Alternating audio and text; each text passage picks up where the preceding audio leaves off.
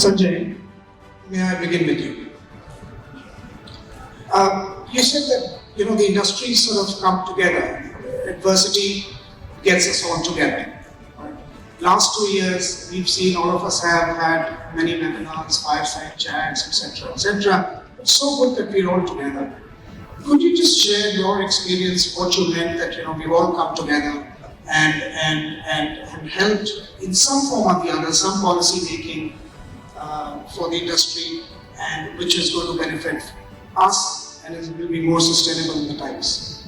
Thank you, Jaideep. I think firstly, thank you to Tele India for having you on the live here. It's an absolute pleasure to be here in person with all of you. But what I meant was, I think what's happened in the last 2 years in terms of integration of the industry has not happened in the last maybe 5 decades. We haven't seen leaders of various hotel and travel companies come together as strongly as they've done in the last 2 years. I'm part of the national bodies of CII Tourism. I'm a member of the Executive Committee of the Hotel Association of India. I'm also a member of the West Region Federation of Hotel Restaurant Association and a couple of other organizations. And the sort of, the type of solidarity that we've seen across the industry is just phenomenal. We've been able to get together, put our minds together, develop recommendation papers for the government, whether it's national government or the state governments, and mobilize policy which is helpful for us in these difficult times. And I think a lot of it is going to be good for us for years to come.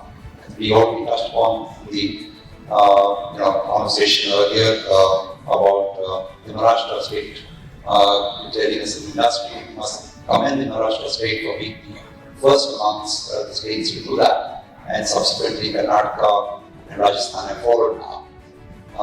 But this was a great amount of engagement with the government bodies which has led to this.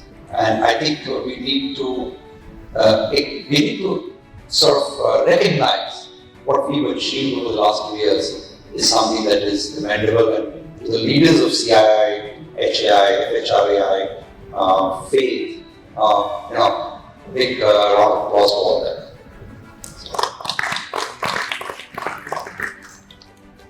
Indeed. Okay, I'll just put a disclaimer. Navjeet has a flight to catch and we need to catch for a drink. So we'd rather keep it quick, simple, so that you all enjoy rather than having all of us here with a few drinks. So very quickly, I'm going to ask a couple of questions to all of you.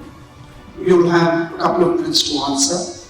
And then I will come back to you specifically on what you would have observed and seen over the last 2 years and how you would have changed your shoes while running. So, if I may just begin with you, Anurag. You're the star batsman, you're opening batsman. I saw the invitation that you got, right? So it's like Sachin Tendulkar walking in the stadium when you came in, right? So, to begin with you, what is the top learning that the pandemic has given to you in each of these pieces of your business? Each of these pieces. People, property, and performance. What is the top learning, one learning, in all these three pieces? First of all, thanks, Nick and Vibhu, for making this possible. Great to be here at the same Regis Mumbai, best request. To answer your question, Jaideep, I think on the people side, one top learning was communicate. I always believe that you can never over-communicate. And this pandemic was the time when there was fear, there was anxiety, there were expectations that there would be job losses, etc., etc. It was extremely important for the leadership to at least virtually show up, communicate, and over-communicate to set aside all these fears, which we did. And I think on the people side, like the top priority. I think on the product side, like for us, what we did is we used this opportunity to upgrade the assets.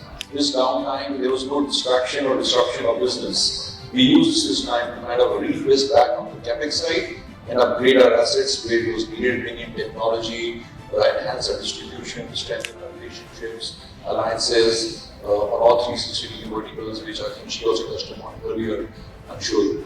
You ensure that when this cloud is lifted, you are suited up to take off.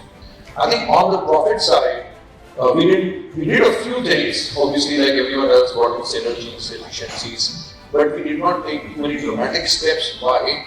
For the simple reason that we were growing. We were one of the very few companies that were on a growth stage. So we actually opened 3 hotels during the pandemic. So even on the people side, we actually not just moved a lot of our resources into new openings. We opened a beautiful palace hotel in Jaipur, a massive hotel in Gandhinagar, and a 300-key hotel in Bharati City, all throughout in 2021. We actually hired more than 1,400 associates across various levels, and I think what started kind of, I'm not saying we were opportunistic about our hiring, because a lot of companies were like, the jobs were not there, but we were more strategic. So we were able to lay a strong foundation. On the profitability side, I think we were very mindful that this will eventually pass. Probably 6 months, 9 months, 12 months. There was no playbook, but we realized that this is not really set in stone. Like human species has survived many adversities and hopefully would have come out of stronger from Corona as well. So we did bring in a lot of efficiencies, but with a mindfulness that the top line actually should not suffer to an extent. Our ADR drop typically, if I look at the drop of ADR pre-pandemic and to what the portfolio did even during pandemic, was less than 20%. So we are 15 to 16% drop of average rate. So the headline is that there was no playbook for the first 6-7 months, but then we all sort of adjusted, made our way, and then created a playbook for ourselves, and then you performed to that, which kind of helped. That's right. Thank you. Sudeep, Good question. same question. So, because I don't come from a hotel operation background, right, to me, the biggest aspect was of the people and the awareness, and my team gets emotional about it a lot of times, I hope I don't get that, but it's the human spirit and the serviceability of the hotel employees. And I specifically say hotel employees, I'm not saying corporate employees, not like us, right? I'm talking about hotel employees, and that I have no experience on that one. What they did compared to what we did is I was in the shelter of my own home in front of a computer, yes, sure, 16 hours a day, that's different. But what they did coming in every day of their lives, risking their lives, a lot of them going back and forth, at about half that day, and doing it with a smile every day, I think I had never seen that. The first one was actually most difficult when we were so ignorant, we didn't know what had hit us. The first one was about them putting themselves in harm's way because no one knew what to do. The second one was about the human spirit. Because of the extent of what the country was going through in terms of healthcare, in terms of availability of oxygen or availability of food, or people getting sick at their alone at home. And where people went in regardless of whether it was an employee or it was a colleague or it was a guest who they'd never seen or come across in their lives, but they went above and beyond their call of duty to help to preserve your life. Sure. Right? And to me, that was an absolute eye-opener, and a big round of applause for those guys, because I can tell you, I could never do that. Right? I could never do that. And I think it's not enough, because what they endured compared to what we endured is not comparable. Right. And in terms of the asset of the property, The asset, and to me, because we are a managed work, we actually take care of the asset for owners. For me, the big thing was transparency and communication, with the ownership. It wasn't a one-size-fits-all. It wasn't that I'm the operator, my HMA says I tell you what to do. It wasn't that, because it was not one-size-fits-all. And I think, as Anurag said, there was no playbook, there was no history, there was no precedence. We didn't know what was going on. Let's be honest. If someone stands there and tells me they knew exactly in April of 2020 what was going to happen in the next 3 months, I had to tell them on that day they were lying. Right? So we didn't know. I think it was the patience and the confidence that we built with the ownership community with us to say, listen, we don't know, you don't know. Let's throw the HMA out the window for a second, right? Yes, we refer to it when we need to, right, when we have to, but let's figure out the playbook together which works for you and me. Sudeep and I remember 10 years ago we used to say this HMA is that whatever we do are solid. It's about they should actually be done and locked up in the room. They should only come out when there is adversity. Perhaps this was the time. This was I think because the rules changed, right? And the rules changed for the better. The rules changed where you could communicate with the owner and say, this is what we will do together for your property, for your people, for the guests, and so on. And listen, I'll give you an example. When first wave March, the conversation with our owners was, we don't want the quality business because no one's ever going to come to hotel, right? Second wave, everyone said, let's open and let's welcome them with open arms, What were the rules in the span of 3 months, right? And I think that was, again, on a property basis. It wasn't a universal answer or anything else. And on the profit side, I think, again, it's really came down to the second waves. And I think it's the old age business formula, cash is king. It wasn't about profits. It was about cash, right? How do I pay the payroll next month? How do I make sure there's food in the canteen? How do I make sure I've done whatever I need to do? Forget profitability for a second, right? It is about managing cash to the greatest extent possible, whatever we could do. Because it was survival at that time. Listen, if you didn't have the cash, you didn't work with the owners and their debt providers or whatever else, say whatever you will, that hey, listen, we need you manage it, everyone was giving breaks and all, but we knew there was no universal answer. You went to one bank and they said, sure, you can pay later. The other bank said, I need money now. Sure. Right? So it was again working, and again to me it was not about profitable, it was about reserve cash. Right, that's right. Absolutely. Najib, about people, property and cash flow.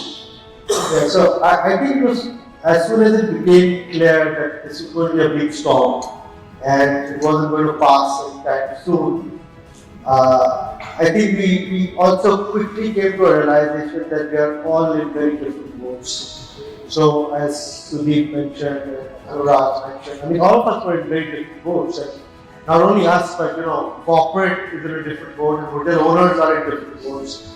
And they have different equity debt issues. And ultimately, in any business, first thing is your business has to survive. If you can't survive and there is no business, there's no people, there's no asset, there's no profit. So I think it became apparent that we can't have one cut for everything. We have to have bespoke solutions, and I guess the industry also spoke to each other what other people are doing. But I think at the end of it, we did have to do different things for different places, right?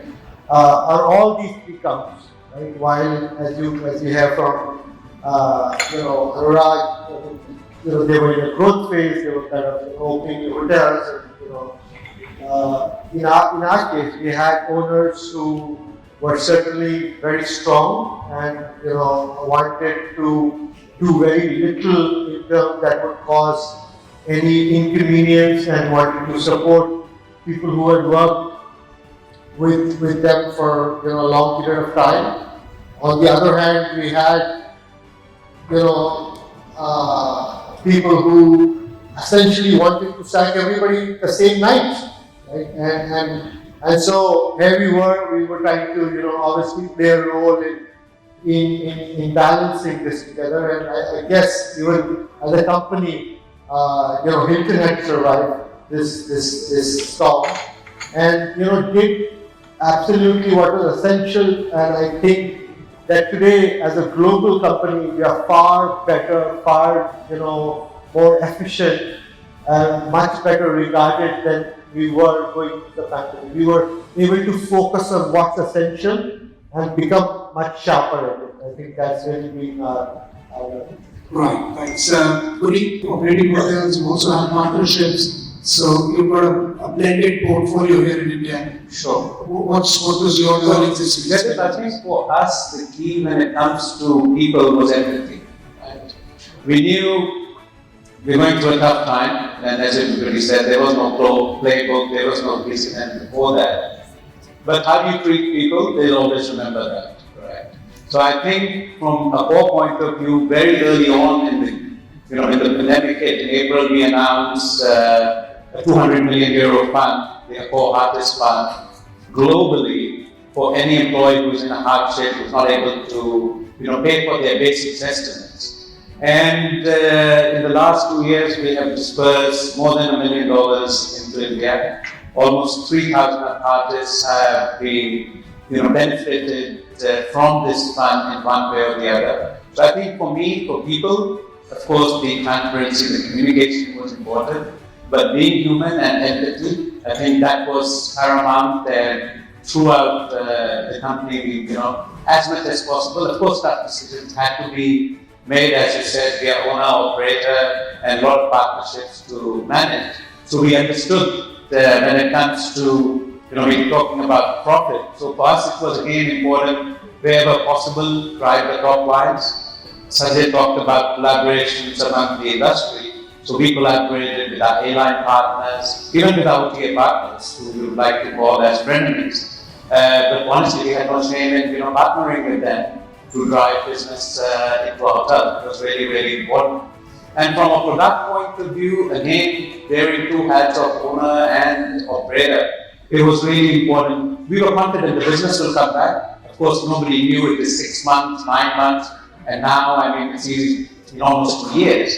And we're still not sure, are we really out of it, or we're going to get another way? It's anybody's guess. But I think it was important, the assets have to be maintained.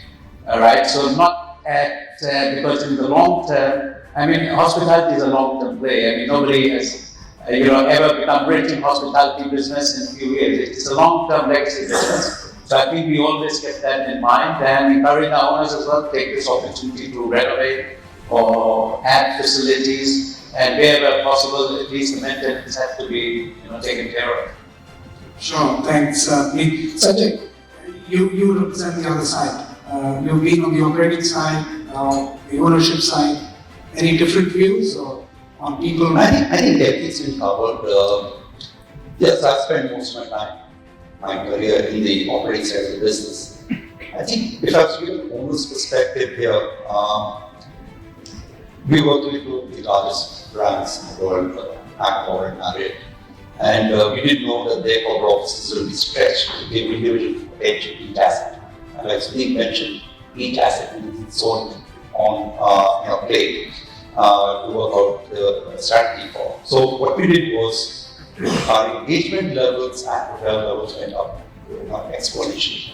So the Chalet, Manish was sitting here, the rest of my colleagues in the company, our engagement levels went almost tenfold from before. Basically, we became the support system for the hotels for brainstorming, sounding boards, and some decision making. And I think that's how we were big off the ground. We saw pandemic not being limited to China as early as late December of 19. By early January, we put a hiring freeze. By early February, we actually stopped replacing people. And we put the variable cost watch had been put in place very early in the cycle. So that helped us. We were able to at Chalet deliver positive results every quarter of the financial year forward. But great support from the partners with Marriott, Accor, Puneet's team at Novotel, who did a fabulous job of managing costs. But ultimately, then you bring the focus right? How you get your chunk of the share of the revenue that's available. And everyone had to get very creative on that. Whether it was, this created a lot of travelers coming in because of the economy business. I'm not talking about quarantine of people who were positive. People coming who had to do compulsory quarantine for 14 days. That business became big, and everyone was fighting for that business very, very soon. Doctors, stays, all of that helped.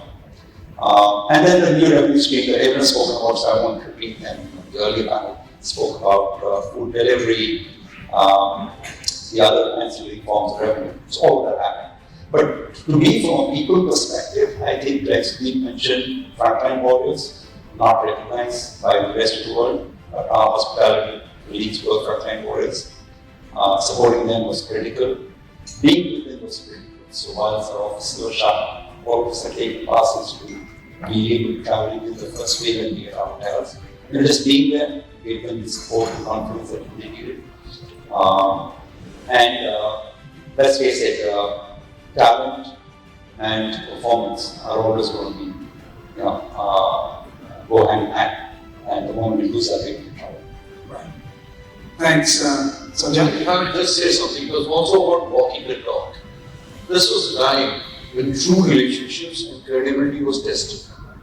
Like we all talk of talent, this is the biggest thing in our business. But this was time when I think all of us had to show up as leaders and actually put, literally our money where our mouth was in terms of supporting the people at this point in time. And I know all of us had compulsions, decisions had to be made, but the way they were handled, the way they were communicated, the way the buying was brought also made a difference. Because earlier you spoke about flight of talent. I'm sure all of us are going through that. Right. The after effects of the pandemic. So basically, if you stood with them at that time, Yeah. they will stand by you in all times. That's true. I'm just changing the subject a little bit. You see, most of our businesses across the globe are centered around growth. Most of our companies. That's how we work. The last 2 years have really impacted growth significantly. What is the impact that you have seen on your pipeline in India and South Asia? So we will start with you. And have you witnessed project cancellations, any deferments, which are supposed to open in 2020, 21? And how many of these openings you think will come up in, let's say, next couple of years? It's an important subject because, again, we're talking about more people, more business that way. Sure. So I think there are two aspects to this question. One is how is your pipeline being impacted, and the way I'm talking about that is how many new deals you're signing, right? And then there's the second aspect, how is your sort of the deal pipeline translating to open hotels, right? Let's take the easy one first, right, which is the new deal signed during the pandemic, right? In my world, again, coming from the development side, and probably can give perspective on that as well. I think development is a little bit of a leading indicator of what's going to come in operations, right? I think when you want to put your own capital into the hotel, I think you do a lot of due diligence, and so you kind of know a little ahead of time what you want to do. So I think the appetite for risk and the availability of capital kind of evaporated during the first, sort of, let's call it 2020, beginning of 2021. So there's directly correlation to the growth of the pipeline in the phase. Having said that, I think in the last 6 months, we've not seen a healthier pipeline of deals coming through. And I think the silver lining in the cloud was the fact that pipeline today is of a higher quality. So the people who are thinking about doing a hotel, who are on the periphery saying, maybe not, and you come from the general world, gas and classes, they were saying, is this the best use? I think those quote-unquote fence sitters have now become still there, but they've become a rarer breed.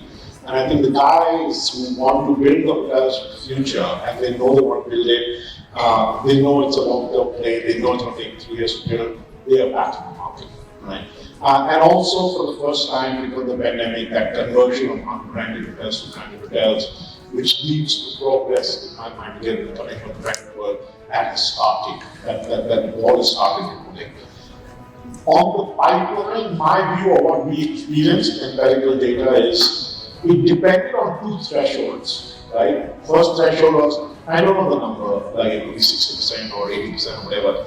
If your project was beyond that threshold in development, they went through it. Right? Like I think Anurag said, the old 3 hotels in the pandemic, this was because they crossed that fundamental barrier that I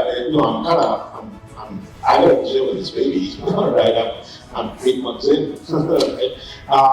And then there was another threshold before which said, if I'm past this threshold, I'll slow it down because I don't know how long this tunnel is, but I have to come out at the end of the tunnel and act with this baby. So, this will come. The ones who are in the planning phase or still evaluating project, they shall for the time being, right? And when I'm saying shelving it, my parlance, if it's 24 months, you've not done any activity on the project, be it because of their own or be it because of availability of funding or whatever.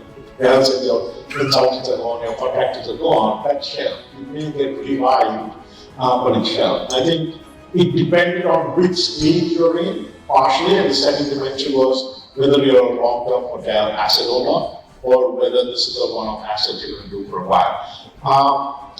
So I think the opening of our hotels did slow down. So just to give you some numbers, I think when we did our planning for 2020 and 2021 together, we thought we could probably open 10 hotels right during that phase. Where I don't think we opened 3 and we opened 1 more beyond that 4. I think we'll end up opening another 4 this year, so we get 8 or 10.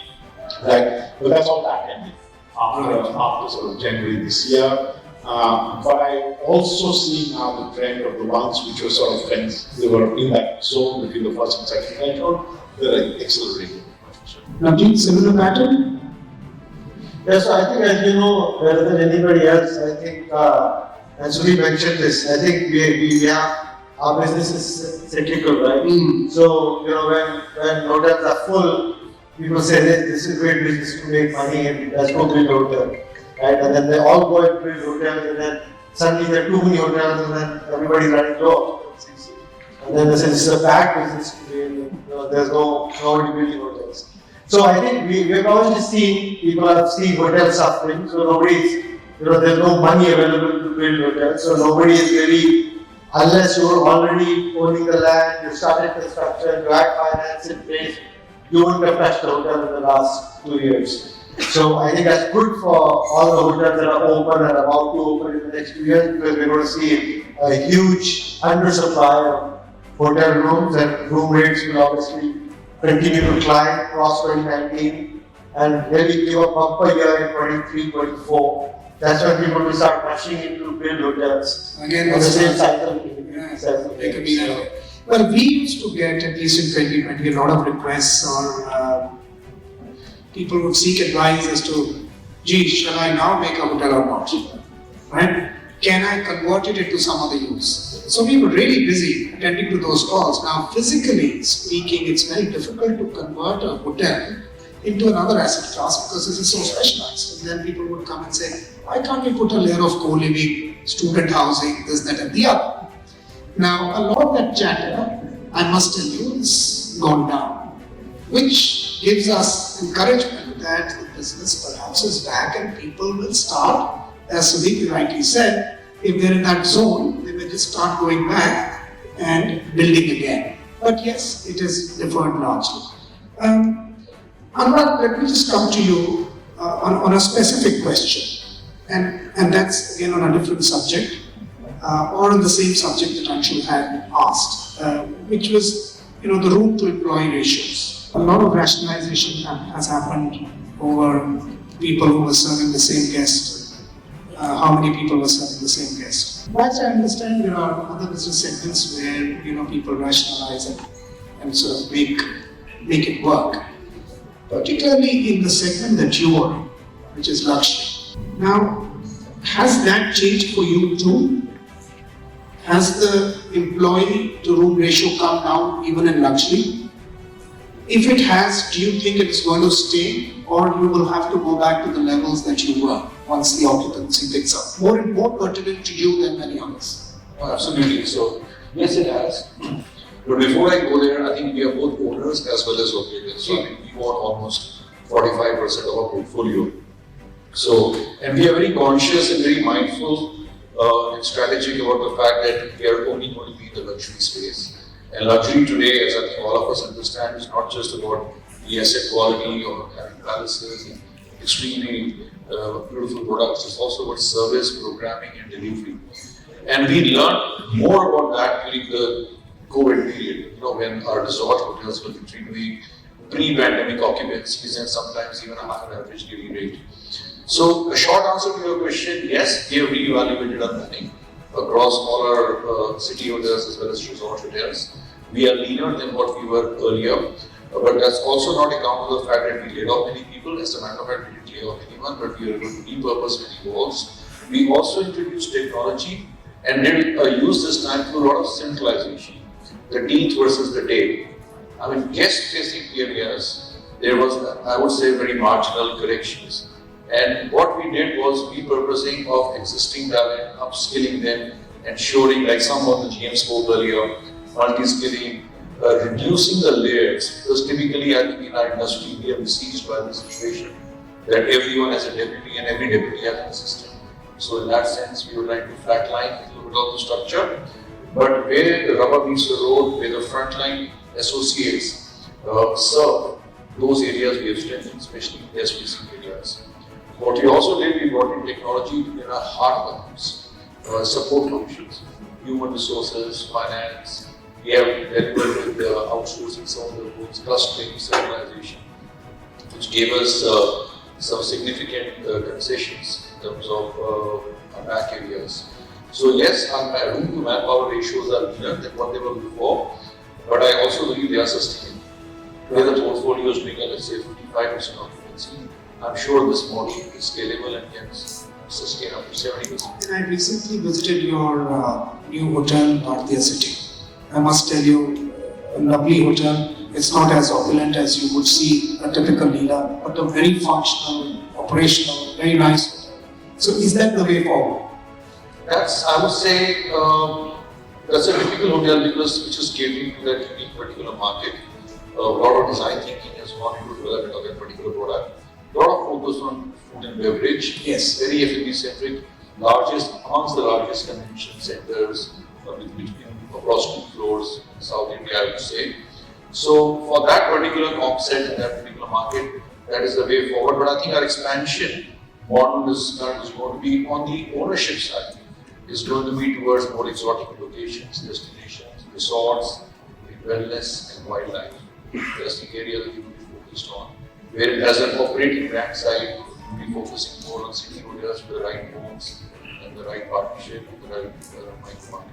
So we So during the right around the second phase of the pandemic and beyond, we asked our general managers to think differently on ratios. We said we're not going to focus on human to planning ratio, we're going to focus on payroll to revenue ratio, right? And we said we empower you as the general manager to decide how to get that done. If you mean you need more because you're a quality hotel like the Delhi Airport hotel was, if you need more people in the front line, be my guest, but that means supervisors, we have to take a little bit of hit, right? Versus if you're a hotel which is maybe in a resort destination where you need the supervisors more, right? We will level up and do other stuff. We said, I swing a corporate office concept. What I can decide and give you the lever is to plan for the next month that your what we call PTEP ratio is X%. Right? You have to work back on your own at your property. We're here to support you. If you need us to talk to the owners, we're happy to do it. So we went away from the fact of, I'm 0.3, 0.4, 0.6, 0.8. So how does that matter? Is that your Harvard and Bain company? No, it was more, again, it goes back to the cash escape. Right. Right? It's not, it's trying to variabilize and expense category, stuff to variabilize in India. And the levers which are available to us, this time was temporary pay cards, leave without pay, you go home and you take over your, you take a vacation right now and so on and so forth. That lever does not exist for us in normal times. So we said let's take advantage of it and we said let's do that. Now the good thing is because of that, today our general managers, they may be not thinking in those lines, but they evaluating that number on their own, right? So our hotels today, because we have already expressive there, they are operating at 0.16. Wow. So that's a change. That's 0.16 today. I have hotels which are operating at 1.3. I don't have the luxury space, right? But my lowest hotel is running at 0.16 with high occupancy, delivering huge GOPs for the owner, and the guest house scores are still pretty good. Puneet, you've been an exceptional people's man for all these years. I'm sure your skills would have been tested in the last 2 years like never before. While we were conducting our survey, Natko reached out to you, on people and property strategy, you told us about your continued focus on staff empowerment through upskilling and dual responsibilities. You said separating critical skills from critical roles is extremely important. Could you explain that? Sure. I think that before I explain that, I think another important point is I think what we realized. As you know, I moved in August 2020 in the middle of wave 1. And as soon as travel opened, I really thought it was very important to personally go and visit each and every apartment and meet the owners wherever they're willing to meet. Of course, there were a lot of owners that were hesitant to meet, which is we respect that, fairly understandable. So between coming to India in August 2020 till March, I had done close to about 50 flights. And I think it was really, again, I think it was said earlier, leading by example and really showing solidarity with the teams, being in the hotels, because they really were the frontline workers, right? So really showing that support that we are all in it together, I think it was very important. So in terms of, I think, I think Steve is right. I mean, ratios and all, I think it's a very archaic way of looking at planning. So we do have, we did take a bit of a scientific approach where we look at the planning calculator, which looks at volumes of business, the size of the hotel. I mean, if you have multiple restaurants or a lot of banquet space. So again, we didn't want to take a knee-jerk reaction where we cut it to the bone, and when the business is coming back as the restrictions are lifted, then there are no staff to serve that business. So I think we took a bit of a holistic approach to that. And I think the classic, what I said in the survey, critical functions and critical roles, and Anand was here on the panel earlier. When we opened Ibis Vikhroli in October last year, we thought it was a great opportunity to really test it. So as we all know, our typical hotels have a front office team and an F&B team. So in Ibis Vikhroli, for the first time, we just had a guest experience team. So there's no dedicated front office manager, F&B manager. There's a guest experience manager, and the whole team is multi-skilled to handle both the front office and the F&B. And I think with the Gen Z, they want to do more. They don't want that typical, I'm going to spend a couple of years in F&B, then move to front office, and so on and so forth. So I think they really embrace that multi-skilling. They want to be excited. They love innovation, and it's working really well. I did actually that evening, I remember. It was so unique, so different. That's right. Yeah, and we were there for the opening. Everyone was doing almost everything. That's right. Yes, that was really great. Sanjay, to you, Chalet has been one of the most successfully led hotel companies in the country. Now, you have large business hotels across the business cities, and not many companies outside the Oberoi, Taj, ITC have actually managed to do that. So, now I know you had that strategy at that time, but we've been talking the last 2 years. And you also told me that Chalet would like to add more leisure hotels or those locations in your portfolio to make it more balanced. How, have you been successful in starting on that journey, or is it still on the? So, Jaideep, I think the wish to have a leisure asset in the portfolio, and the effort's been on for the past 5 years now. Unfortunately, we haven't found something which meets the quality that we need, the right location we need, which is a ready operating asset. We had two options, either buy land and go greenfield, which Chalet has typically done over the last 20 years. But we didn't want to go down that route because we thought the risk is a risk of its own, and we wanted to avoid that.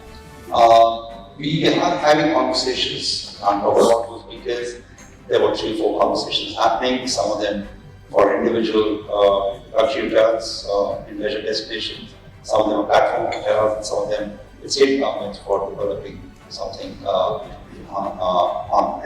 across the state. So those conversations are on, but this is not the only diversification that you do. Chalet has the benefit, unlike corporate hotel companies diversified into maybe homestays or leisure or long-stay products or student housing, for example.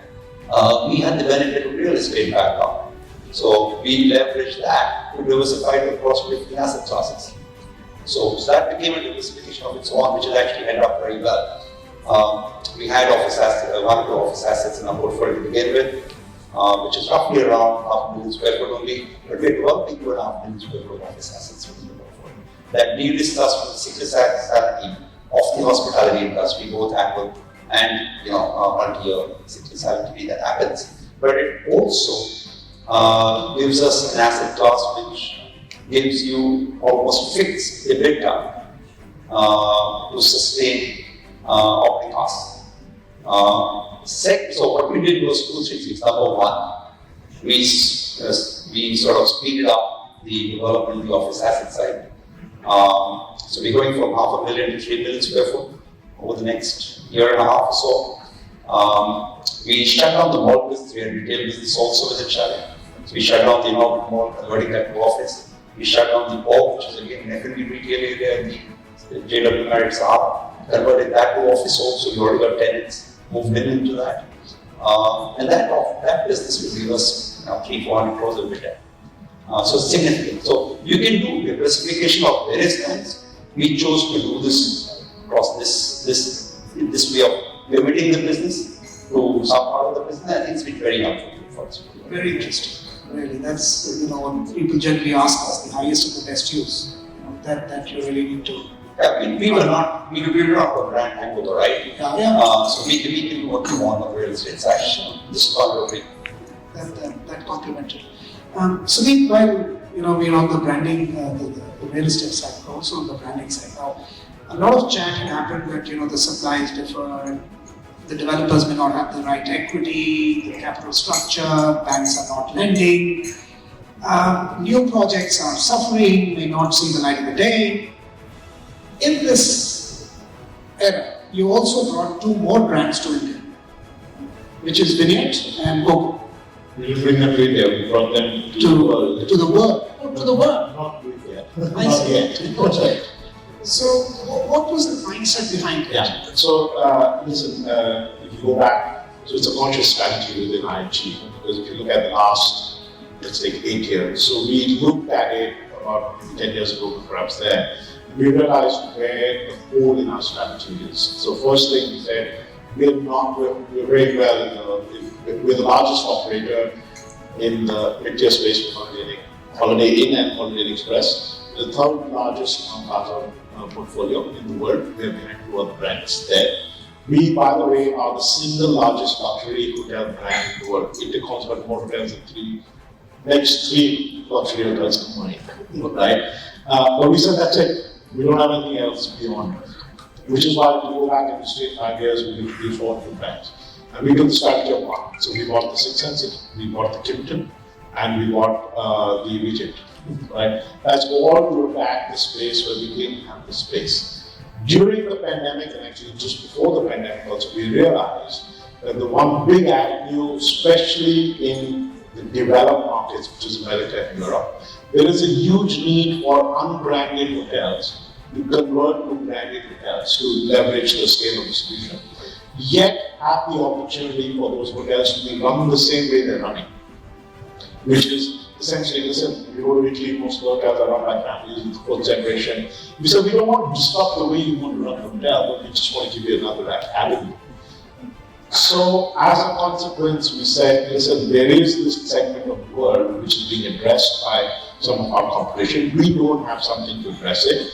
We know franchising inside out because 2/3 of our properties globally are franchised. We have the distribution network. We're now getting the scale in the luxury, and hence why don't we bring a product for that segment?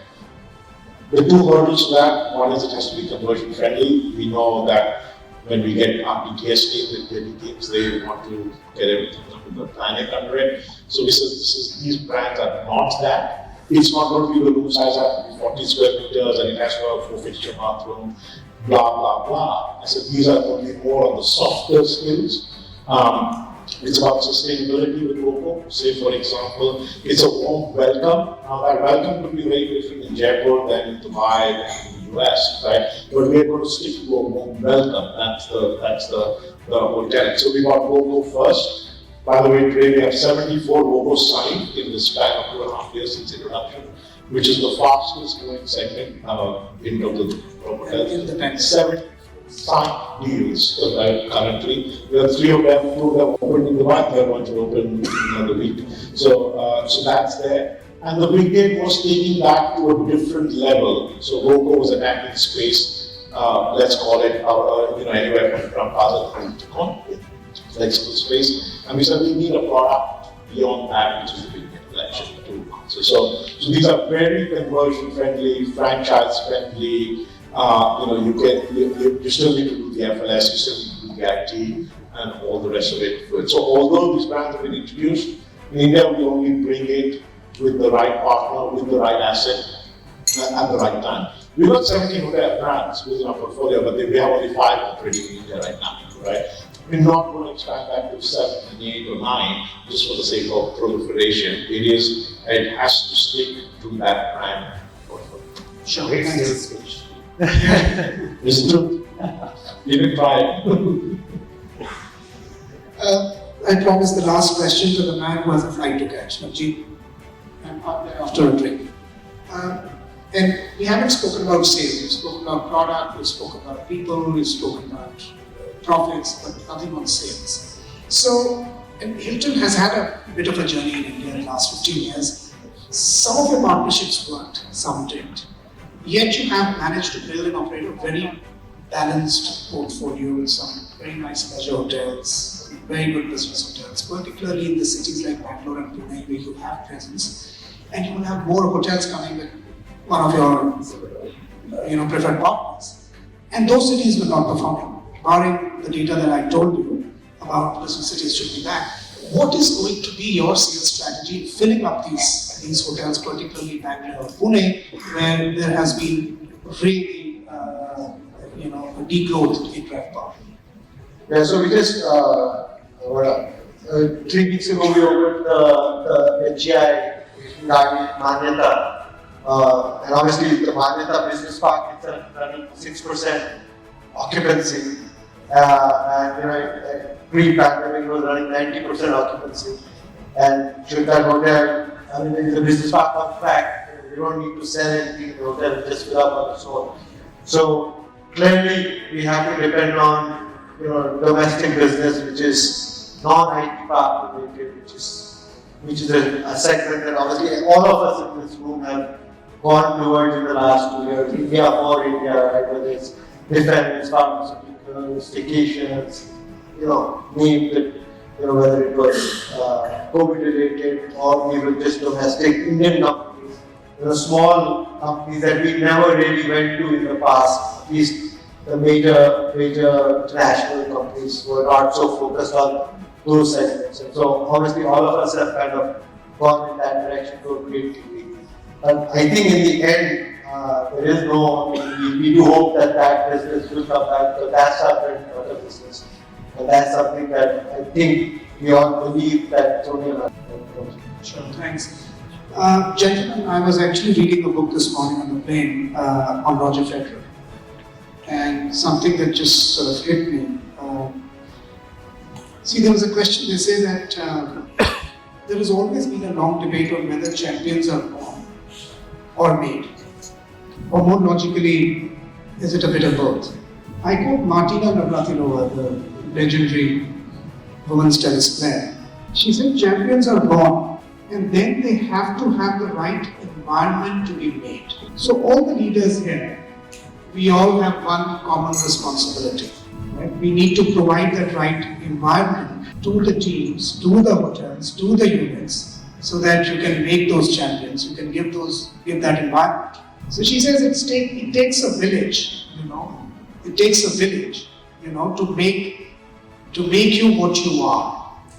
In our case, we also need to be grateful to the village that we have, right? Which is our teams, our partners, our vendors, our guests who make us champions, to the people we are. Ladies and gentlemen, thank you very much.